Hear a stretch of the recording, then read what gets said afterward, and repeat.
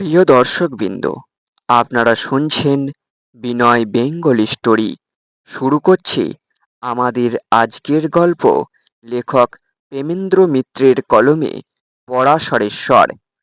গাড়ি একটু লেট যাচ্ছে, বেশি নয়, সামান্য 5-10 মিনিট। লালাসগাঁও ছেড়েছে রাত 2:22-এ। আরও মিনিট 10 আগে ছাড়বার কথা। তবে এটুকু দেরি ধর্তব্যই নয়। কিছু দূরের মধ্যেই এটুকু অনায়াসে মেকআপ করে নেবে। স্পিড যত দূর তোলবার ইতিমধ্যেই প্রায় তুলে ফেলেছে। অন্ধকারে একটা টিমটিমে আলোর ছোট স্টেশন ঝড়ের মতন পার হয়ে গেল। স্টেশনটা ওগাওন নিশ্চয়ই। সমস্ত শরীরের ভেতর দিয়ে একটা যেন বিদ্যুতের স্রোত বয়ে গেল চৌধুরীর। এরকম একটা ব্যাপারের মোকাবেলা জীবনে এই প্রথম। অনেকবারই এ ধরনের পরীক্ষা দিতে হয়েছে, তবু এবারে যে ঘটনার জন্য প্রস্তুত হচ্ছে, আগেকার সব কিছুর থেকে তা যে আলাদা জাতের সে বিষয়ে সন্দেহ নেই।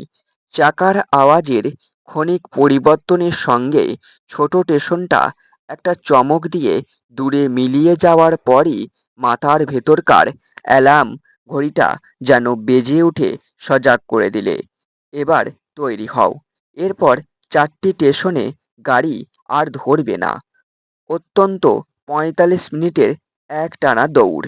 সে দৌড় নিফাত আর অদ্ভুত নামের কাশবে সুকেনে স্টেশন দুটো পার হবার পরই চৌধুরী কামরাটার ওপর একবার চোখ বিলিয়ে নিল।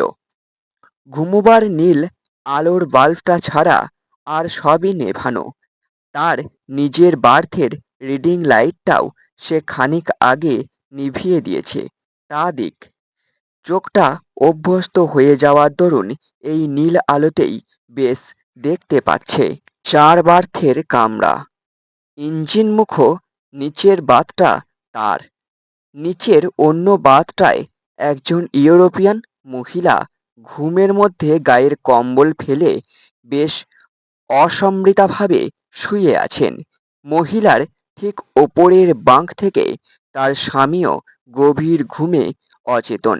তিনি উপুড় হয়ে শুয়ে আছেন। ওপরের বাঁক থেকে তার বাঁ হাতটা নিচে ঝুলে পড়েছে। ঘরের মৃদু নীল আলোতেও সে লোমশ হাতটা বেশ দেখা যাচ্ছে। লোমশ, বেশ সবল, সুপুষ্ট হাত। তাতে যে রিস্ট ওয়াচটি বাঁধা তার অতি চ্যাপ্টা গড়ন থেকে, সেটা নেহাত সস্তা জিনিস নয় বলেই মনে হয়। হাতটির মধ্যে সবচেয়ে যা দৃষ্টি আকর্ষণ করে তা সে তার রং। রংটি রীতিমতো কালো। রিচ ওয়াচের চামড়ার ব্যান্ডটা তাতে যেন ফিকে হিসেবে বেমানান। নিচের বার্থের মহিলা খাঁটি পাশ্চাত্য মহিলা কিনা চৌধুরী ঠিক জানে না। কামরাটার গায়ে লাগানো রিজার্ভেশন কামরার নোটিশটা থেকে দম্পতির নাম মিস্টার ও মিসেস হটন বলে জেনেছিল। হটন নাম হলেই অবশ্য ইউরোপীয় হয় না। তা হন বা না হন, ভদ্রমহিলা রীতিমতো সোনালি চুল, নীল চোখ, ফিকে গোলাপি রঙের ব্লন্ড। চুলটা আজকালকার কায়দায় যদি বা ছোপানো হয়, চোখের তারা আর গায়ের রং নিশ্চয়ই তা নয়। ভদ্রমহিলা যেমন একেবারে বিশুদ্ধ ব্লন্ড, ভদ্রলোক চেহারায় তেমনই তার বিপরীত। চোখ মুখের গড়নে অমন সুপুরুষ না হলে তাকে কাফিই ভাবা যেত, কিন্তু নাক চোখ মুখ সত্যই যেন কোষ্ঠী পাথরের খোদা মূর্তি। তাই তাকে ভারতীয় শুধু নয়, দক্ষিণ ভারতীয় বলেই চৌধুরী ধরে নিয়েছিল। চৌধুরী নিজে গাড়িতে উঠেছিল জলগাঁওয়ে। রিজার্ভেশন স্লিপে তখনই সব কটা নাম পড়ে নিয়েছিল। নিজের নামটা ভুল লেখা দেখে মজাও পেয়েছিল একটু। মিস ও মিসেস হটন আর তার নিজের নাম বাদে আর কোনো নাম তখন অবশ্য সে স্লিপে ছিল না। তার ঠিক ওপরের চতুর্থ বাঙ্কটি তখনও খালিই ছিল। সে বার্থের যাত্রী এসেছিল পা চোরাতে রাত 10টার পর। আধময়লা শার্ট প্যান্টের অবস্থা আর সঙ্গের তোবড়ানো রংচটা কালো টিনের তেরঙ্গাটা দেখে লোকটাকে ঠিক প্রথম শ্রেণীর কামরায় ওঠার উপযুক্ত বলে মনে হয়নি। একমাথা এলোমেলো রুক্ষ চুল আর রোগাটে মুখে অত্যন্ত দুদিনের না কামানো দাড়ি দেখে সে ধারণাটা আরও দৃঢ়ই হয়েছিল। লোকটা বোধ হয় ট্রেনে আর কোথাও জায়গা না পেয়ে রাতটা একটু শুয়ে কাটাবার প্রয়োজনে নিরুপায় হয়ে ফার্স্ট ক্লাসের টিকিটটা চোখ কান বুজে কিনে ফেলেছে।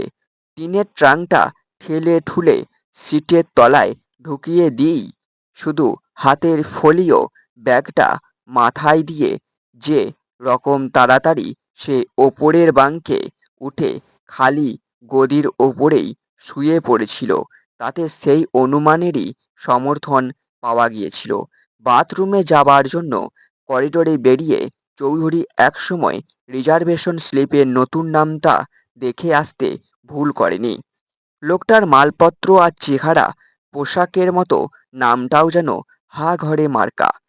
দরজার হাতলে ঝোলানো রিজার্ভেশন কার্ডটায় লেখা মিস্টার এস প্যারিস।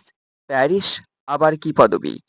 খানদানি কোনো ছোঁয়া উচ্চারণে আছে বলে মনে হয় না।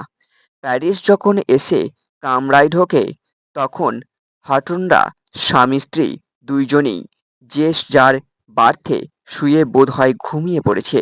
চৌধুরী নিজেও তখন বাংটা টেনে চওড়া করে তার ওপর হোল্ড আলটা খুলে বিছানা পেতে কম্বলটা গায়ে টেনে শায়িত অবস্থায় বই পড়ছে।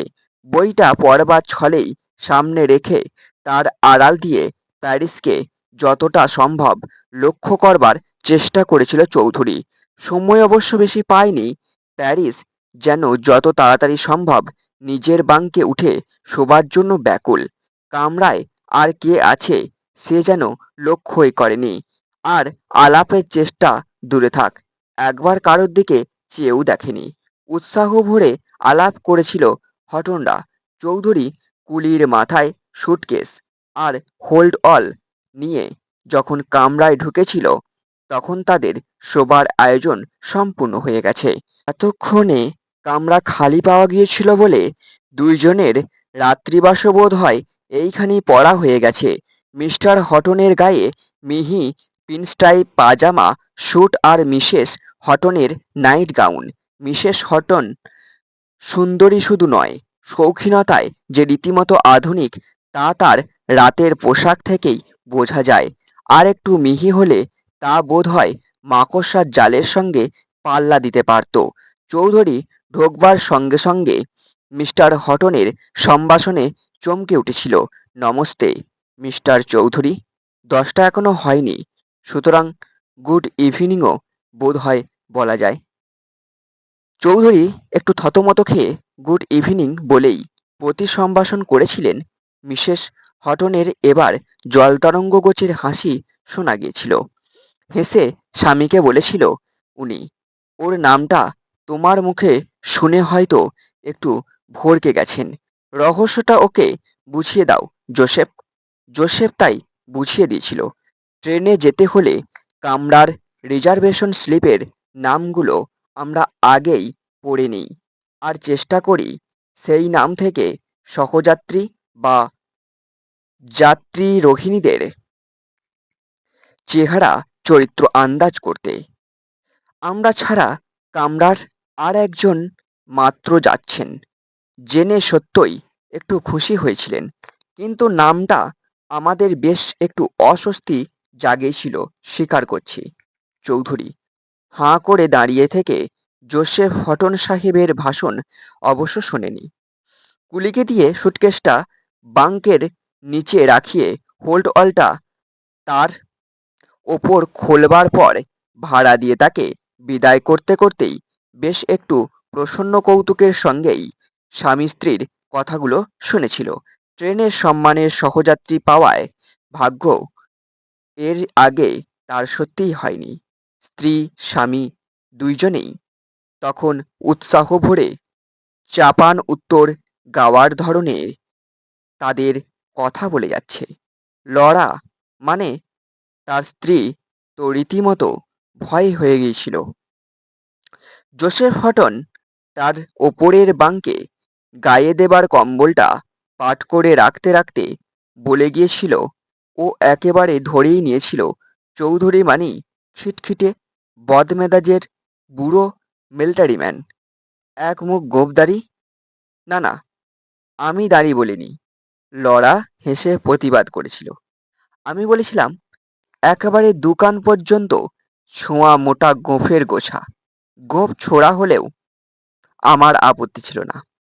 স্ত্রীকে থামিয়ে বলেছিল জোসেফ, আমার ভয় হয়েছিল চৌধুরী মানেই এমন জাঁদরেল জঙ্গি কেউ হবে, যার কাছে আমাদের সিভিল অ্যাডমিনিস্ট্রেশনের অকর্মণ্যতার ফিরিস্তি আর নিন্দে শুনতে শুনতে সারা রাত ঘুমোবার অবকাশটুকু পাব না। তাছাড়া লরা নিজের বাঙ্কে উঠে বসার সময়ে সুগঠিত লবণীধবল পা দুটির অনেকখানি আচমকা দেখিয়ে ফেলে যেন সে নিরবর্ণতা খেয়ালি না করে স্বামীর কথায় বাধা দিয়ে বলেছিল, এসব জঙ্গি বুড়োদের মন বড় গোঁড়া আর সংকীর্ণ হয়। মেয়েদের পোশাক আশাক সম্বন্ধে এদের মতামত যা সে গেলে মুখে কিছু না বলুক, আমায় কত না ঘেন্নার ভুরু কোঁচকানো সইতে হবে, এই ছিল আমার ভয়। শুধু ভুরু কোঁচকানো বলছো কেন? জোসেফ হটন নিজের ওপরের বাঙ্কে পা ঝুলিয়ে বলেছিল, ওই ভুরু কোঁচকানোর পেছনে লোভের চোরাচাউনিও থাকতো। আহ, তুমি বড় অসভ্য জোসেফ। চৌধুরীর দিকে একটি বেশ লাস্যময় কটাক্ষপাত করে বাঙ্কের বিছানায় শুয়ে পড়তে পড়তে বলেছিল লরা। যাক, ভাগ্য ভালো, আমাদের গণনা ভুলই হয়েছে, আমরা এমন চমৎকার সহযাত্রী পেয়েছি।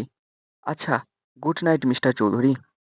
আমি আবার বড্ড ঘুম কাতুরে, এখনই শুয়ে পড়ছি বলে কিছু মনে করবেন না। হ্যাঁ, অনুগ্রহ করে কামরার আলোটা নিভিয়ে নাইট লাইটটা যদি জ্বালিয়ে দেন। জোসেফের আবার এটা মনে থাকে না। চৌধুরীর অনুরোধটা রাখতে দেরি করেনি। জোরালো আলোটা নিভিয়ে মৃদু নীল আলোর সুইচটা টিপে দিয়ে নিজের বাঙ্কে এসে সেটা টানবার ব্যবস্থা করেছে। ওপর থেকে জোসেফও তখন গুড নাইট জানিয়ে দিল। স্বামী স্ত্রীর কাছ থেকে সেই শেষ সম্ভাষণ। দুজনে যেন সুইচ টেপা বাতির মতোই এক মুহূর্তে একেবারে ঘুমের রাজ্যের অন্ধকারে ডুবে গিয়েছে। তাদের দুজনের এই নিশ্চিন্ত ঘুমই আরো অস্থির করে তুলেছে চৌধুরীকে। ট্রেনের চাকার কড়কড় ঘড়ঘড়ের সঙ্গে যখন তার হৃৎপিণ্ডের উত্তেজনা উদ্বেগের পাল্লা চলেছে, তখন এদের এই নিশ্চিন্ত ঘুম যেন সহ্য করতে পারছে না চৌধুরী। কিন্তু এদের আর অপরাধ কি? চৌধুরী যার জন্য সমস্ত শরীর মনে টান হয়ে আছে, এরা স্বামী স্ত্রী তো তার কিছুই জানেন না, জানবার তাদের কোনো উপায় নেই। এ কামরায় আর কেউ না উঠলে চৌধুরী খুশি হতো, কিন্তু কেমন যেন প্রথম থেকেই সে বুঝতে পেরেছিল এ কামরায় কোনো বার্থ শেষ পর্যন্ত খালি থাকবে না। খালি থাকলে যে ব্যাপারের জন্য এমনভাবে নিজেকে সে তৈরি করার চেষ্টা করেছে, তা ঘটাই বুঝি অসম্ভব। গাড়ির চাকার আওয়াজের একটা দ্রুত পরিবর্তন। বেশ খানিকক্ষণ ধরে শব্দটা ভিন্ন পর্দায় বাঁধা রইল। নিফাত পার হয়ে যাচ্ছে নিশ্চয়ই। এরপরে আর 15 মিনিট বাদেই কাশবে সুকেনে। তারপরই যা ঘটবার ঘটবে। অন্য 3 বার্থে তিনজনই ঘুমে একেবারে বেহুঁশ। অপরের বার্থে মিস্টার প্যারিস ঘুমোবার বদলে মটকা মেরে পড়ে থাকতেও পারে। চোখে তো কিছু দেখতে পাচ্ছে না। অনেকক্ষণ ধরে নড়াচড়ার শব্দও কিছু পায়নি। এই যা! হোল্ড অলের ওপরের দিকে ফ্ল্যাপের তলাটা একবার হাতড়ে দেখে নিলে চৌধুরী। হ্যাঁ, জিনিসগুলো ঠিক যথাস্থানেই আছে। হঠাৎ একটা কথা মনে হওয়ায় একটু ব্যস্ত হয়েই উঠে বসতে হলো চৌধুরীকে। হাত ঘড়িটা দেখল, পরের স্টেশনটা আসতে আর বড়জোর ৯-১০ মিনিট। এখন এখন যদি হটনদের জাগিয়ে দেয়, কি হবে তাহলে? জাগাতে পারবে না, এমন কোনো স্পষ্ট নির্দেশ তো তার ওপর নেই। জাগিয়ে অবশ্য কি বলবে, সেটাই হলো মস্ত সমস্যা। হঠাৎ নিশীথ রাতে ট্রেনের কামরায় শুধুমাত্র ২-৫ মিনিটের পরিচয় হওয়া অজানা ঘুমন্ত সহযাত্রী দুজনকে কি বলে ডেকে তুলবে? উঠুন, শিগগির উঠুন, ভয়ানক বিপদ বলে চেঁচাবে কি? তাদের তো অমন করে ঘুম ভাঙালে খেপে উঠবার কথা। খেপে যদি বা না যায় বিপদটা কি, তা তো জানতে চাইবে। কি বলবে তখন? সত্যি কথাটা বলতে পারবে কি?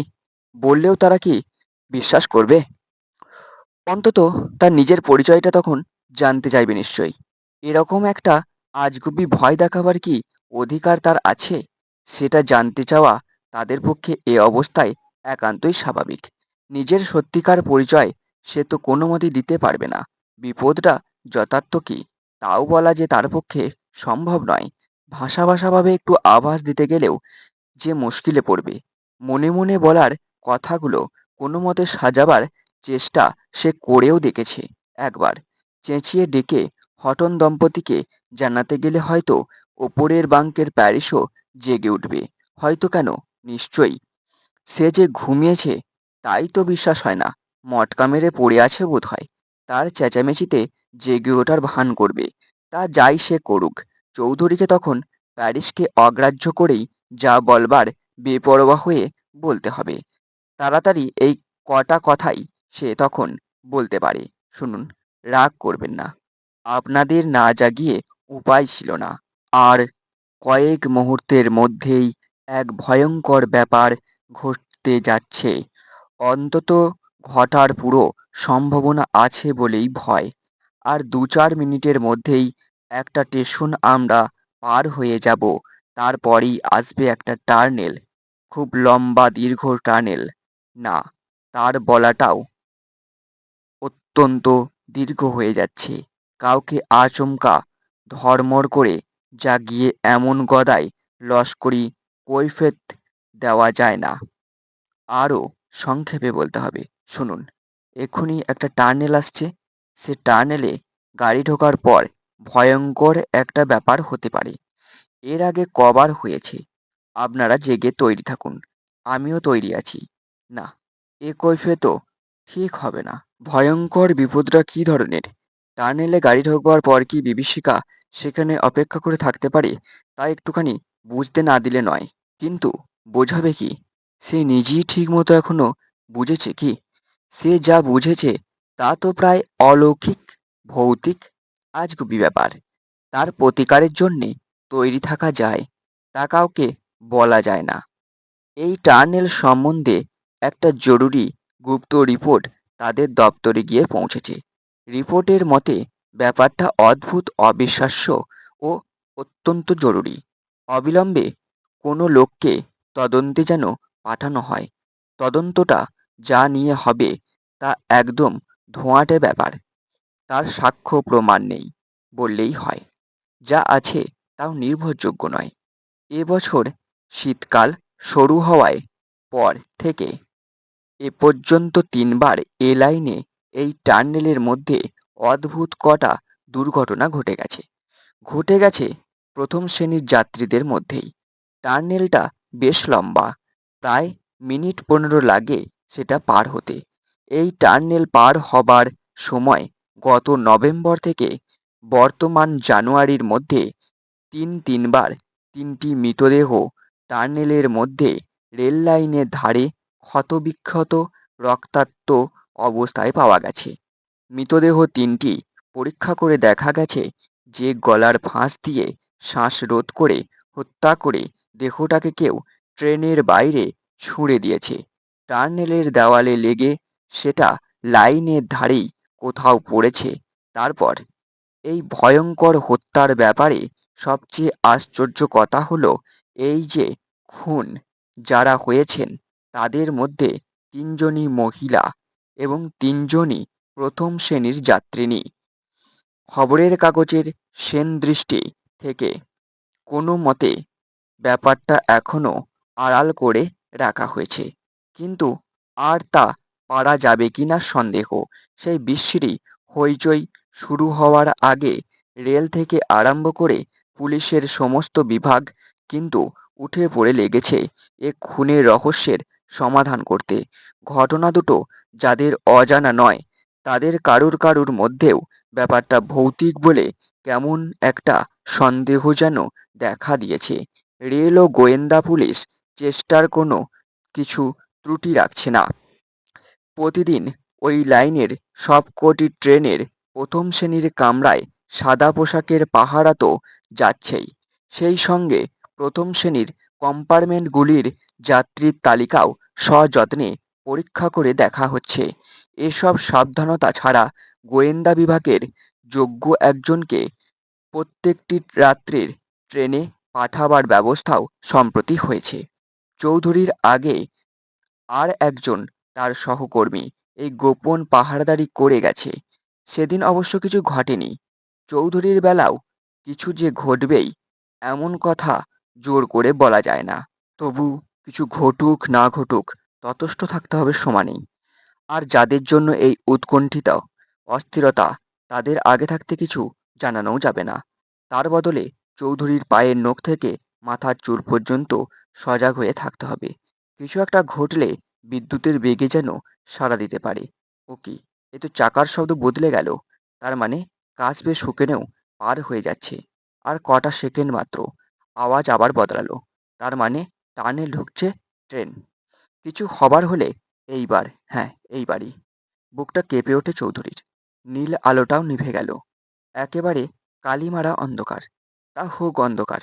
ওপরের বাঁকটার দিকে কানটা খাড়া রাখার সঙ্গে সঙ্গে সমস্ত মনটা নিবিষ্ট করে রেখে সে হোল্ড ওলের মাথার দিকে ফ্ল্যাপের ভেতর থেকে টর্চটা বার করবার জন্য হাত বাড়ায়।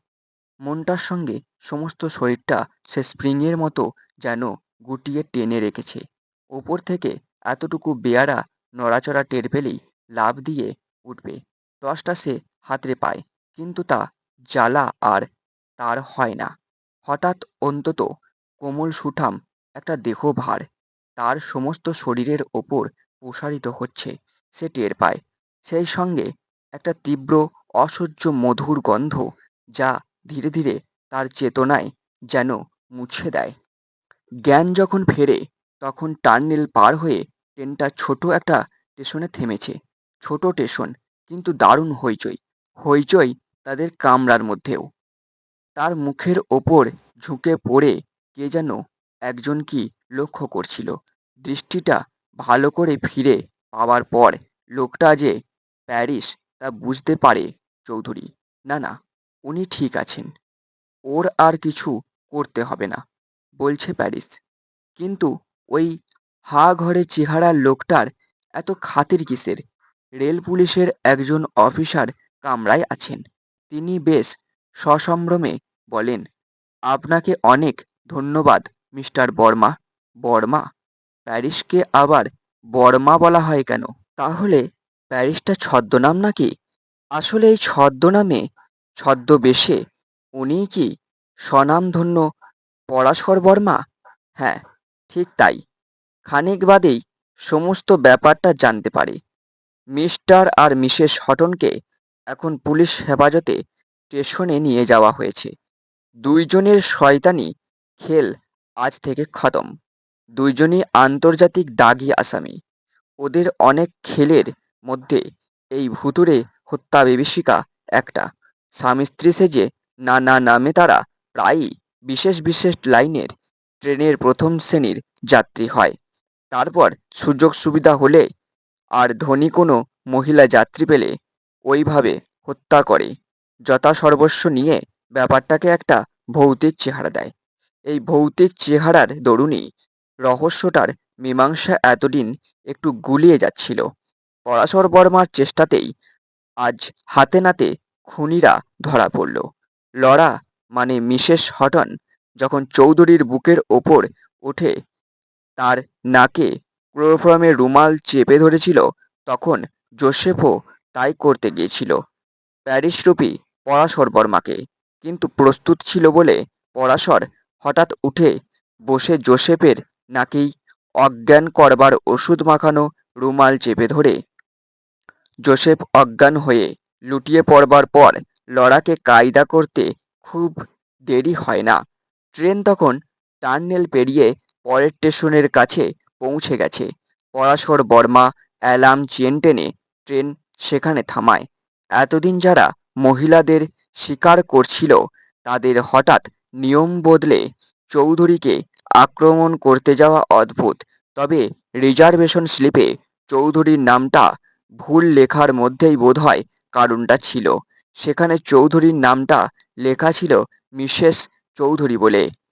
চৌধুরী মিস্টারের এম আর এরপরে ফালতু এসটাকে একটু তখন কৌতুকই বোধ করেছিল।